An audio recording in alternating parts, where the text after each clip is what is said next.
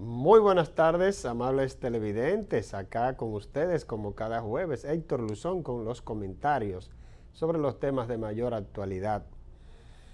Hoy es el Día Internacional de la No Violencia contra la Mujer. Un día de verdad sumamente importante para la República Dominicana y el mundo.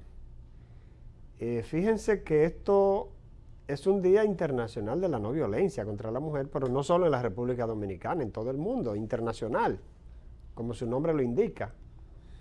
Pero esto fue logrado por la República Dominicana en el seno de la Organización de las Naciones Unidas, ONU, tomando en consideración un acontecimiento abominable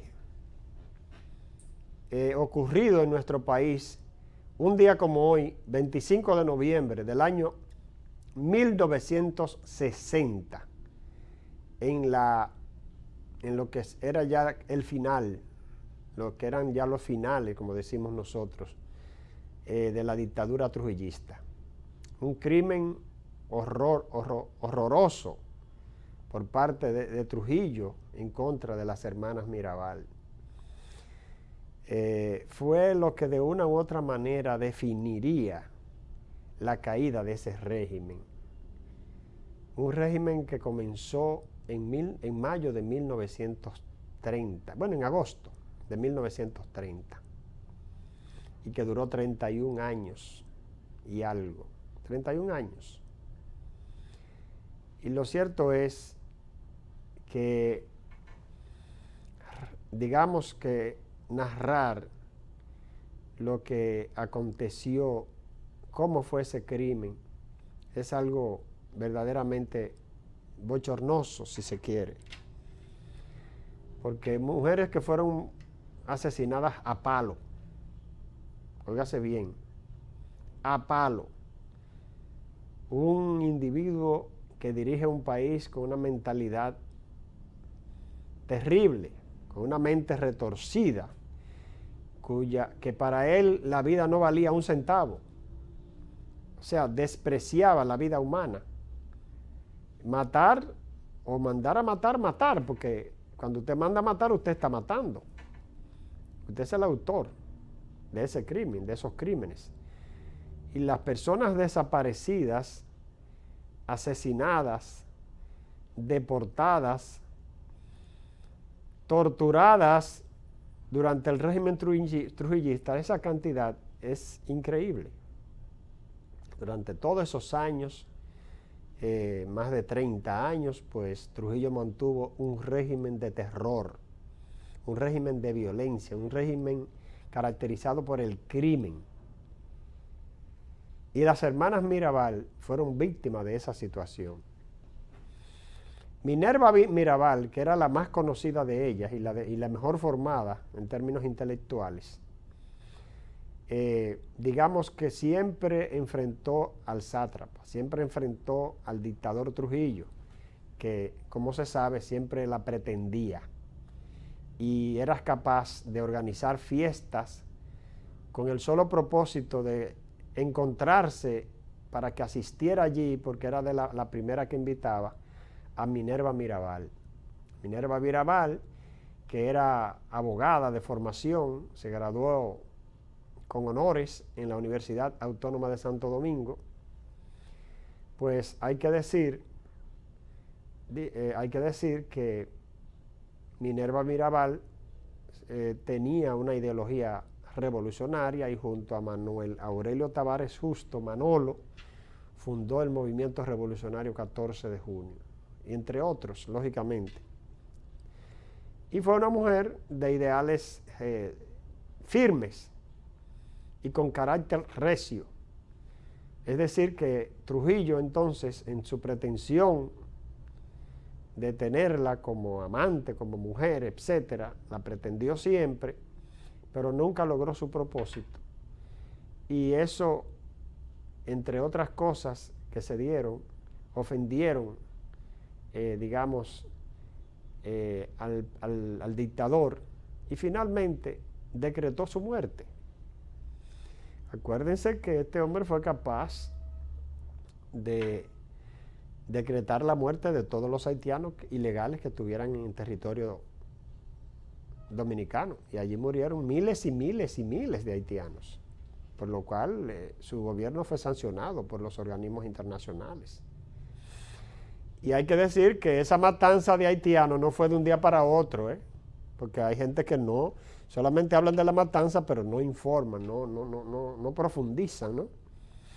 La matanza de haitianos, como bien lo narran en muchos libros, no duró un solo día, duró más de una semana. Es decir, que usted podría decir, bueno, fue un arranque de ira que Trujillo tuvo y ordenó ese asesinato. Esos crímenes, no. Fue algo que a él, su conciencia, no le remordía. Porque una persona puede tener una mala acción ahora y ahorita o mañana decir, ay, paren eso, porque entiende que no era posible, que se equivocó, o que él no quiere que maten tanta gente al final de la jornada. No, pero esto duró más de una semana. O sea que ninguno de esos días, mientras mataban personas en todo el país, mientras mataban haitianos, Trujillo no se inmutaba, y hasta que acabaron con todos los haitianos. Eso fue una cosa increíble. Entonces, el Día Internacional de la Mujer, de la no violencia contra la mujer, porque el Día Internacional de la Mujer es el día 8 de marzo. El Día Internacional de la no violencia contra la mujer está inspirado en ese acontecimiento histórico. Está inspirado en el día en que fueron asesinadas las hermanas Mirabal, Patria, Minerva y María Teresa. Y hay que recordar que también su chofer, Rufino de la Cruz, también murió asesinado, porque solamente se menciona a las hermanas Mirabal, pero también murió Rufino de la Cruz, el chofer que la transportó, que le manejó el vehículo, el jeep, que le manejó el jeep, que la llevó a Puerto Plata, porque ellas fueron a ver a Manolo y a Leandro Guzmán, que estaban presos por política, por ser desafectos al régimen y por encabezar un movimiento revolucionario. Entonces, cuando iban a visitarlo, luego que regresaban, cuando iban a visitarle, fueron asesinadas en la carretera, lo que hoy es la carretera turística, que se llama Gregorio Luperón, que conduce de Santiago a Puerto Plata. Pasa por una serie de comunidades como Lajas, Yaroa, La Cumbre, Pedro García, Yásica, etcétera. Por todas esas comunidades pasa esa carretera, Camus, qué sé yo, todo eso por ahí. Entonces, la verdad que hay que recordar esto y hay que destacar que esto debe servir para que, inspirado en estos hechos, pues tratemos de evitar la violencia contra la mujer en la República Dominicana. Muchas mujeres han caído producto de la ignorancia de muchos hombres, pero hombres ignorantes que creen que si una mujer terminó una relación con ellos se le va la vida, se murió, a veces se siente, de verdad. Pero usted no puede llevar eso al plano de asesinar a una persona porque no quiera estar con usted. Búsquese otra o quédese tranquilo. Evite problemas, por se ponen de estúpidos a matar a una mujer y en muchos casos a matarse ellos al mismo tiempo. O sea, se matan ellos y se mata a la mujer y se suicidan ellos. Es decir, que estamos en presencia de un homicidio y un suicidio regularmente en estos casos. Entonces, mucha estupidez, mucha ignorancia.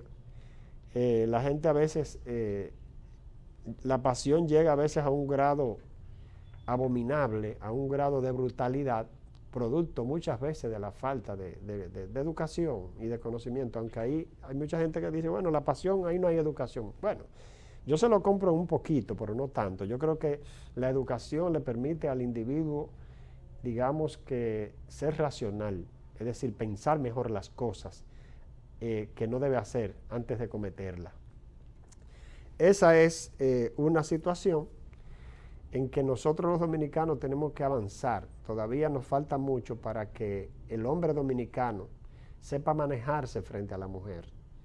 que no tiene que asesinarla. Ustedes no pueden estar juntos, déjense. Y nadie está obligado a estar con usted. Si una mujer no quiere estar con usted, déjela tranquila. Eso es un fuero que ella tiene, es un derecho que ella tiene de no estar con usted porque usted sea violento, porque usted le juega, le brinca la tablita, porque usted no la mantiene, no le da lo que ella necesita, o la maltrata verbal y físicamente. Esos son los casos que se dan. Entonces no tiene por qué matarla. Tampoco, si hay una infidelidad, usted tiene que matar a una mujer por eso. Déjela y punto. Déjela tranquila, sepárese. Pero no cometa el error de asesinarla por varias razones. Primero, porque usted no tiene derecho a disponer de la vida de nadie. Solamente Dios tiene ese derecho. Eso es lo primero. Y lo segundo es que usted va a ir a la cárcel, hermano. No sea estúpido. Usted se va a pasar la vida probablemente en una cárcel, lo que le resta de vida, dependiendo de la edad que usted tenga. No sea estúpido, no sea ignorante, actúe con la cabeza fría ante cualquier tipo de dificultad. Se hace difícil para mucha gente, pero trate de lograrlo. Vamos a una pausa y regresamos brevemente. Bien, señores, y hay un tema que quiero tratar, y es un tema que sigue vigente porque esa situación, hay cosas que ni se han definido ni se han corregido. Tiene que ver con Haití. Un tema donde no ha habido ningún progreso.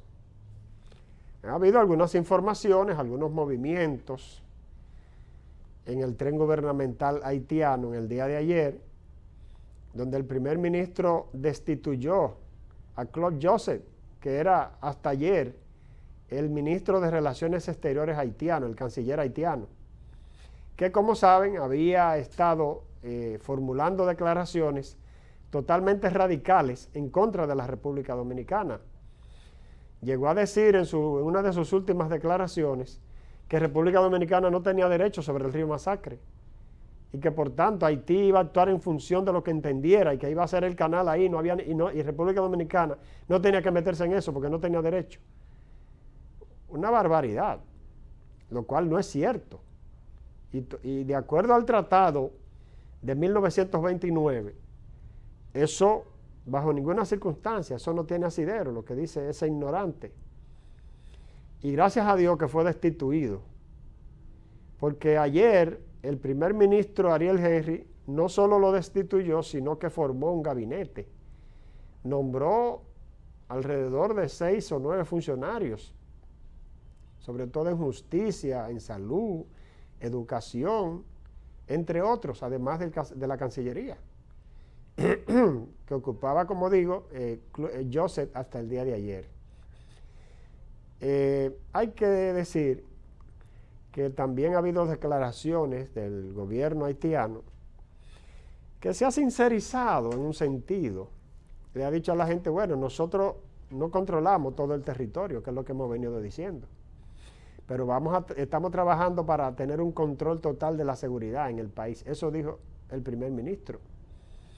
Y incluso se ha hablado de que ellos van a incrementar el número de militares y de equipos para poder enfrentar a esas bandas armadas, que son, como se sabe, que están controlando la mayor parte del territorio nacional. Recuerden que el presidente Luis Abinader declaró en estos días que las bandas armadas controlan un 75% del territorio haitiano. Es decir, que es una situación sumamente difícil. Hubo un momento en que no había un canal de comunicación entre ambos gobiernos, entre el gobierno dominicano y el gobierno haitiano. Y solamente habían declaraciones de este canciller torpe, que tal vez buscaba aplauso político, porque como en Haití sea tarde o temprano va a tener que haber un proceso electoral y probablemente, y creo que él tiene sus aspiraciones, pues él estaría buscando valla, como decimos aquí, para ponerse donde el capitán lo vea y caerle bien a los haitianos con declaraciones radicales contra la República Dominicana. Y por eso cada semana, a veces no pasaban 3 días sin que él produjera declaraciones contrarias a los intereses dominicanos y radicales contra la República Dominicana, en momentos en que el propio gobierno que encabeza Ariel Henry está buscando un punto de avenencia, hay que reconocerlo. Incluso mandó a una persona como enviado especial, que es el señor Supplice, que había sido embajador haitiano en la República Dominicana, Daniel Supplice, que se reunió con el presidente Abinader y otros funcionarios gubernamentales. Y de ahí salió porque se va a reunir la comisión fronteriza para tratar de seguir desarrollando la frontera. Pero esos movimientos en el gobierno haitiano del que he hecho mención en este comentario, uno entiende que puede ser alguna movida sugerida por Estados Unidos al gobierno haitiano. Porque aun cuando los Estados Unidos han declarado recientemente a través de un subsecretario en Haití de que ellos no van a actuar, de que ellos no se van a meter en ese asunto, es bueno destacar que esta gente no está ajena al proceso haitiano, porque además hay un conjunto de personas secuestrados ya hace más de un mes en Haití. Tienen prácticamente un mes o algo, o un mes y algo, si no recuerdo. Si mal no recuerdo. 17 personas, de las cuales fueron liberadas 2. De esos 17, 16 norteamericanos y fueron liberados 2. Quedan 15 personas secuestradas. Hay que ver si eso es producto de algún acuerdo entre la guerrilla y Estados Unidos, porque aunque públicamente Estados Unidos tiene una política y la ha invocado ahora, en estos días, a raíz de ese secuestro, de que no negocian con terroristas ni secuestradores, etcétera, es una vieja política, ciertamente, de Estados Unidos. Pero esa política le ha costado la vida a muchos estadounidenses que han sido secuestrados en el mundo. Porque en Siria fue secuestrado un periodista en el año 2013 que perdió la vida. No solamente, y la forma en que fue asesinado ese periodista fue, ya usted sabe, yo no quiero ni describir aquí, porque ustedes saben cómo son que actúan esos individuos del Estado Islámico. Ellos no matan a una persona de un balazo, ni siquiera con un arma blanca propiamente, sino que ellos lo despedazan el cuerpo, le quitan. Yo no quiero ni decir eso. De verdad que eso no va con la condición humana. Entonces, y ustedes saben qué dijo ese periodista antes de morir, cuando ya lo habían sentenciado a que iba a morir, el Estado Islámico. Dijo: mi muerte, no culpen al Estado Islámico, culpen a mi país, a los Estados Unidos, que no quiso negociar para que me salvaran la vida. Eso lo dijo ese periodista, un periodista que apenas tenía 40 años de edad, un hombre propiamente en estos tiempos joven. Una persona de 40 años en esta época es una persona joven. Antes tal vez no, porque las expectativas de vida en el mundo eran mucho más bajas, pero en las últimas 4 décadas, 3 décadas sobre todo, un hombre de 40 años es joven. Antes no, antes era ya un hombre incluso hasta envejeciente en muchas sociedades, incluyendo la dominicana. Pero bueno, esa es la situación que tenemos en el panorama haitiano. No ha habido cambios significativos en ese cuadro que vive Haití. Ha habido algún tipo de mejoría porque ellos han podido tener combustible, lo cual no estaba llegando. El gobierno da algunas señales de vida porque había estado en silencio, pero todo parece indicar que la mano de Estados Unidos se está moviendo en Haití y el gobierno trata de dinamizar su actuación. Incluso ha amenazado a la guerrilla con enfrentarla militarmente y llamándolo a que depongan las armas, porque de lo contrario perderán la vida o irán presos. Son de las amenazas que le ha hecho el ministro Ariel Henry a los dirigentes guerrilleros que hoy, como dijimos, tienen un control casi en alto porcentaje, por decirlo de alguna manera, del territorio haitiano. Es una situación verdaderamente delicada. Miren, en otro ámbito, quiero referirme a los últimos casos que ha manejado y que está manejando el Ministerio Público en materia de corrupción. Y hay que decir que ha habido una corriente. Ustedes saben que estamos en el proceso de la aprobación, a ver si es posible, porque aquí no se sabe ya la gente ha perdido hasta la esperanza de que aquí se apruebe un nuevo Código Penal, porque cada vez que el asunto está avanzado viene y echa hacia atrás, con dos movimientos con dos corrientes que no se ponen de acuerdo nunca, que es la corriente a favor de las 3 causales y la corriente en contra de esas causales. Es decir, una corriente pro aborto y una corriente antiaborto, cuando lo que deberían hacer es llegar a un punto medio de esas posiciones, flexibilizando de ambas partes y llegando a un punto de consenso para que definitivamente el Código Penal sea aprobado. Pero bueno, lo que voy a decir ni siquiera tiene que ver con lo que está planteando el Código Penal sobre la jurisdicción militar, en el sentido de que se ha estado planteando de que los militares, digamos que juzguen ellos mismos a los militares que cometen actos de cualquier tipo. Pero hay una corriente que aboga por eso, porque, por ejemplo, que estos 5G, todos estos militares corruptos y ladrones que están siendo juzgados o que están siendo procesados todavía no hay propiamente un juicio, pero sí están siendo procesados, acusados, imputados por actos graves de corrupción. Incluso este último caso es de leyenda, señores. Denle seguimiento al caso de Coral 5G para que ustedes vean en qué consiste eso. Estamos hablando de toda una estructura profesional, no cualquier estructura de corrupción, no es una estructura bruta, de que yo me cogí estos cuartos y que qué sé yo qué, que yo manipulé una licitación, que es lo que más corrupción hay en ese asunto de la licitación en todos los gobiernos en la República Dominicana, en todos. Porque hasta en este gobierno ha habido que destituir funcionarios, ladrones. Porque en todas partes hay. Ahora, la virtud del presidente está en que no lo ha tolerado y lo ha destituido o lo ha suspendido hasta que la justicia tenga una decisión por aquel principio del derecho de la presunción de inocencia.